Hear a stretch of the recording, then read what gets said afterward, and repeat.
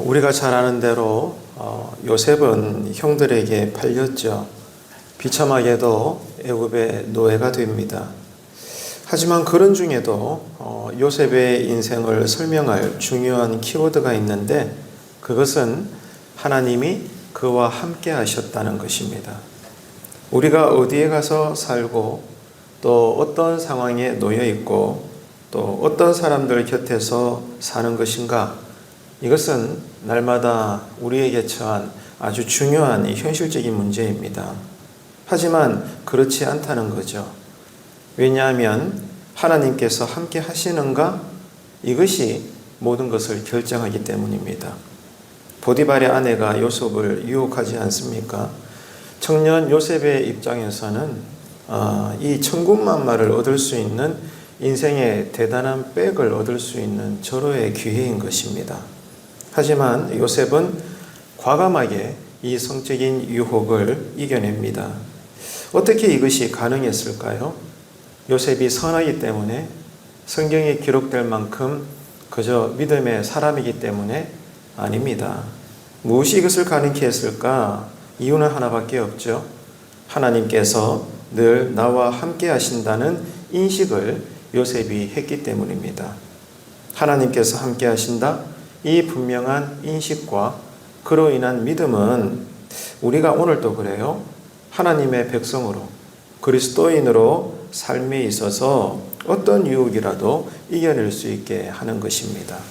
창세기 39장은 요셉이 이제 이 거룩함에 대한 순종을 했는데, 죄의 유혹을 과감히 뿌리치고 하나님의 뜻대로 순종을 했는데, 그 순종에 대한 보상이 어떤 것인가에 대해서 가르쳐주고 있습니다.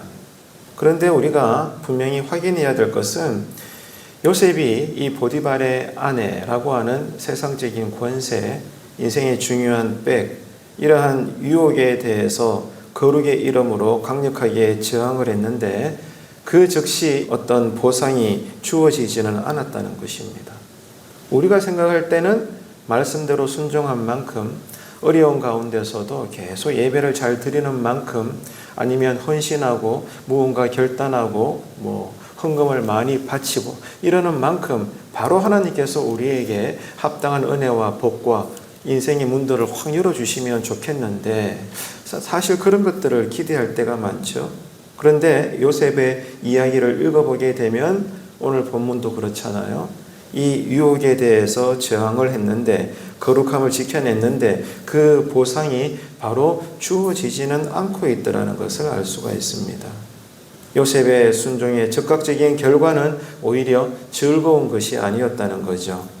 요셉은 이런 영적인 승리로 인해서 오히려 고통을 받아야 했다는 것을 오늘 성경은 우리에게 보여주고 있습니다.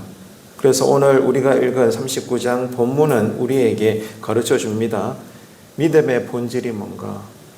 무엇이 믿음인가? 여기에 대해서 말씀하고 있습니다. 믿음이 무엇이겠습니까? 한번 말씀해 보십시오. 오늘 요셉의 이야기 39장의 내용을 추적할 때 믿음은 순종에다가 인내를 더하는 것입니다. 말씀대로 순종했는데 즉각적으로 내가 바랬던 어떤 보상이 주어지는 것이 아니라, 순종은 했는데 더불어 뭐가 또 시작되는 거예요? 인내가 출발하더라는 것입니다. 이게 여러분 놀라운 하나님의 인도하심이고 섭리고 신앙의 신비입니다. 그러니까 순종함으로 또 인내하고 또 인내하는 것, 이게 믿음이다라고 오늘 성경은 가르쳐주고 있는 거예요. 요셉은 2년의 세월을 다시 억울하게 감옥에서 보내게 됩니다. 이후에 나이 30세가 되었어야 바로 앞에 서게 되죠. 그러니까 그 전에 보냈던 인고의 세월은 무려 13년이나 된다는 것입니다. 우리가 생각할 때 형통, 오늘 본문에 형통이라는 단어가 나오죠. 이 형통의 결과라는 것, 요셉을 두고 생각할 때 형통의 결과는 애굽의 총리가 되었다, 짠짜잔, 이런 결과를 우리가 떠올리게 됩니다. 그래서 쉽게 말하죠. 순종하면 복 받는다. 이게 형통이다. 형통의 결과다라고 우리는 인식하게 됩니다. 틀린 것은 아닙니다. 그러나 이 형통과 관련해서, 믿음과 관련해서 우리가 분명히 붙잡아야 될 것은, 이렇게 요셉이 결국에는 애굽의 총리가 되기까지, 하나님이 그를 그 자리에 존귀한 자로 세우기까지 그 이면에는 상당한 인내의 기간이 있어야 했다. 그것이 필요했다는 것을 성경을 통해서 확인할 수가 있는 것입니다. 이것을 간과해서는 안 된다는 거죠.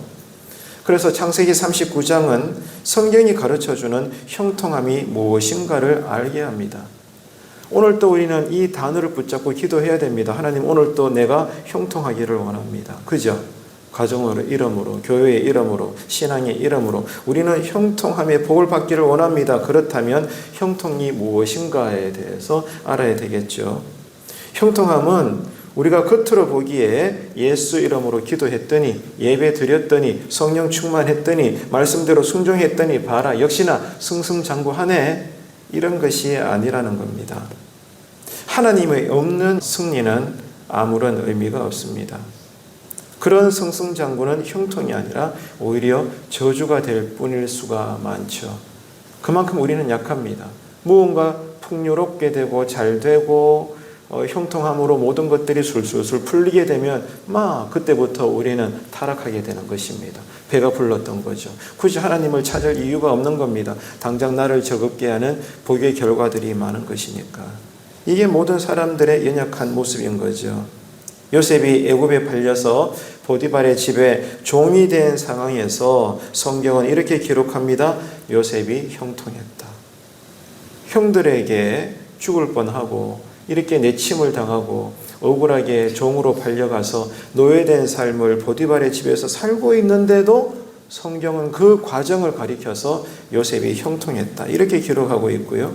또 보디발의 아내의 성적인 유혹을 물리쳤는데, 거룩함으로 이겨냈는데 그 보상으로 억울하게 감옥에 들어갔을 때에도 성경은 기록하잖아요. 요셉은 또 형통했다, 이렇게 말씀하고 있는 겁니다. 그러니까 성경이 가르치는 형통은 우리가 가시적으로 볼 때 부유해지고 어떤 풍요로운 상태가 되었다는 것에 있지 않다는 것입니다. 그러면은 무엇이 형통입니까? 하나님께서 함께 하시는 삶입니다. 가난한 중에도, 아무것도 가진 것이 없어도, 뭔가 되는 것이 없어도, 누리는 것이 없어도, 그럼에도 불구하고 내 영혼이 인식하는 것, 그러므로 내 믿음이 고백할 수 있는 것, 즉 하나님이 나와 함께 하신다. 이것을 아는 삶, 이것을 깨닫는 것, 이것을 고백함으로 어려운 중에도 오늘 또 인내하고 내일 또 인내하는 삶, 내 주변의 사람들이 볼 때는, 육신의 내 부모가 볼 때는 내가 불쌍하게 보이고 한숨이 나오고 함께 눈물을 흘릴 수 있는 상황일지라도, 그러나 하나님 보시기에는 네가 형통한 자야. 왜? 내가 너와 함께 하니까. 이 놀라운 고백입니다. 이 인격적인 성령 체험, 이 말씀의 다스림을 받는 거룩한 삶, 세상이 이길 수 없는 믿음의 권세, 오늘 이 아침에 이것을 놓고 우리는 기도해야 되는 거죠. 그래서 오늘 또 나와 함께 하시는 하나님을 앉아나 일어서나 인식하고, 어떤 형편에서도 하나님이 말씀하시는 이 형통의 삶, 하나님이 나와 함께 하심으로 여호와는 나의 목자시니 내게 부족함이 없으리로다, 이 고백을 할 수 있는 이 하루가 되시길, 오늘 이 새벽에 앉으신 자리에서 기도하실 때 은혜가 임하게 되기를 주님의 이름으로 축복합니다.